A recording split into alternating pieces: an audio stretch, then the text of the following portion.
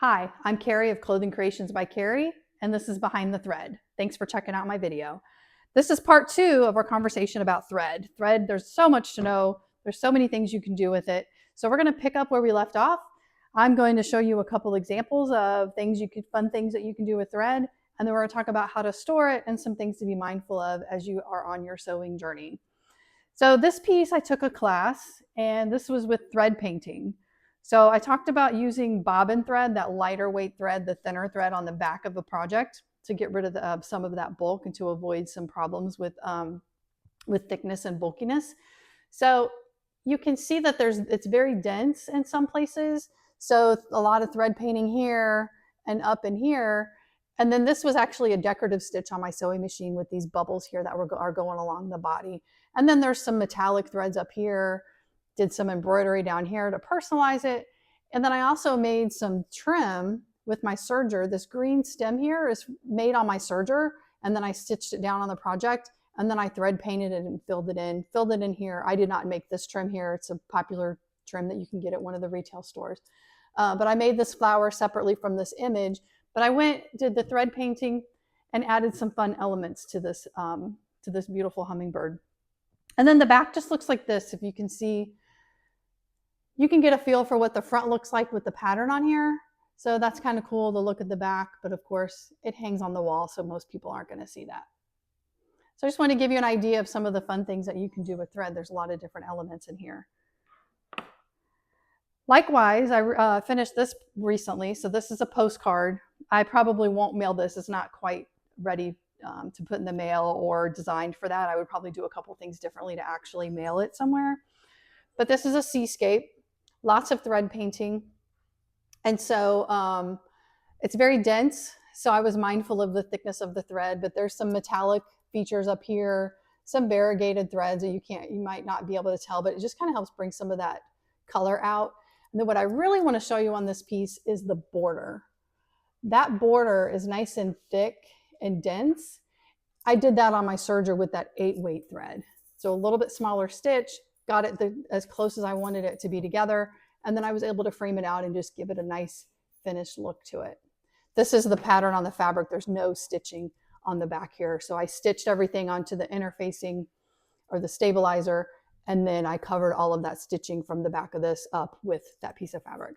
This is a fun project. So if you've never done free motion quilting or thread painting, I encourage you to check it out.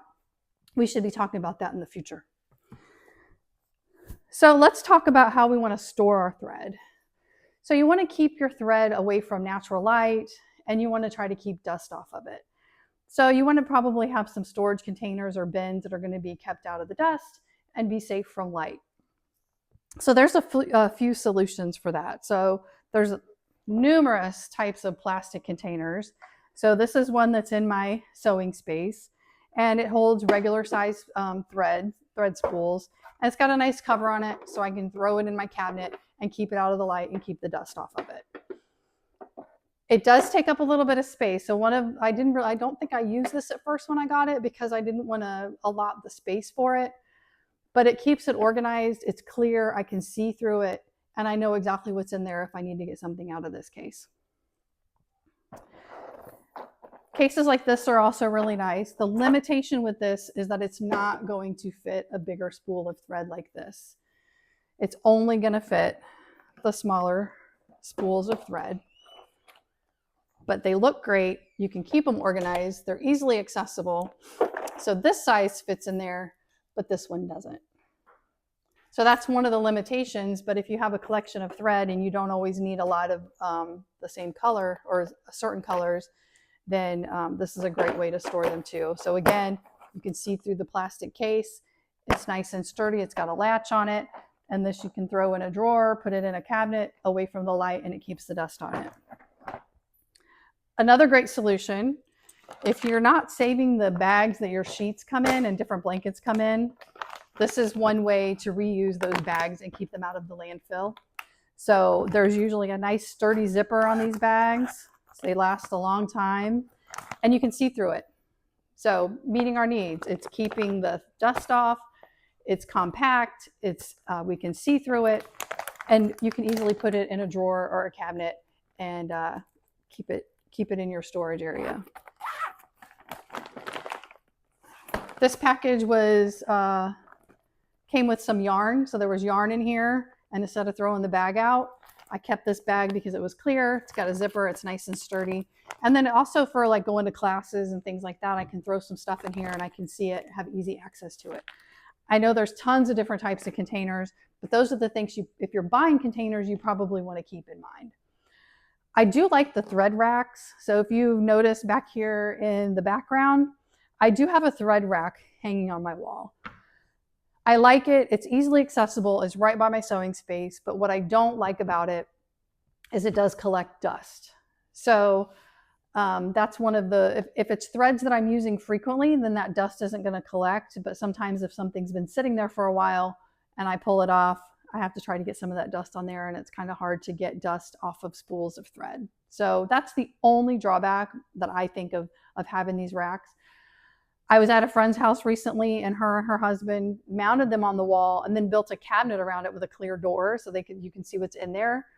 I thought that was a very clever solution. It's really nice to have them out like this so that you can see them and they're easily accessible. Putting that cabinet on there is really nice because it's going to help keep them safe from the elements and from the light.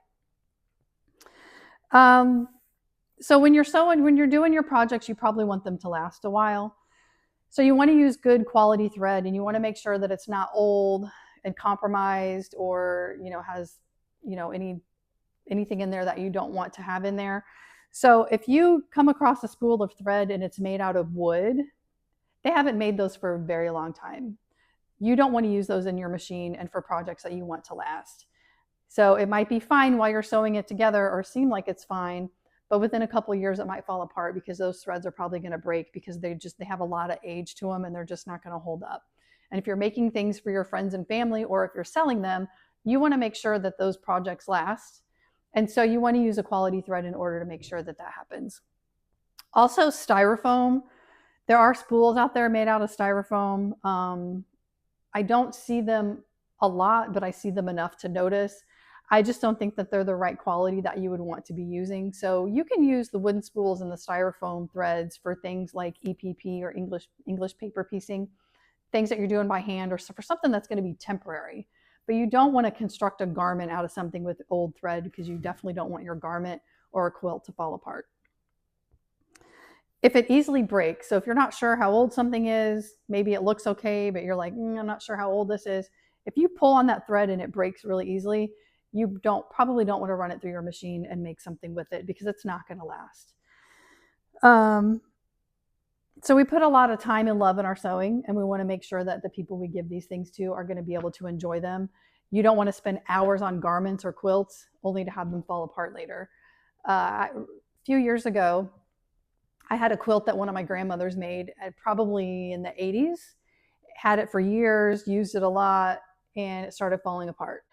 And as I started working on it and repairing it, I realized, my grandmother was very frugal, and the thread she was using was probably old when she was using it.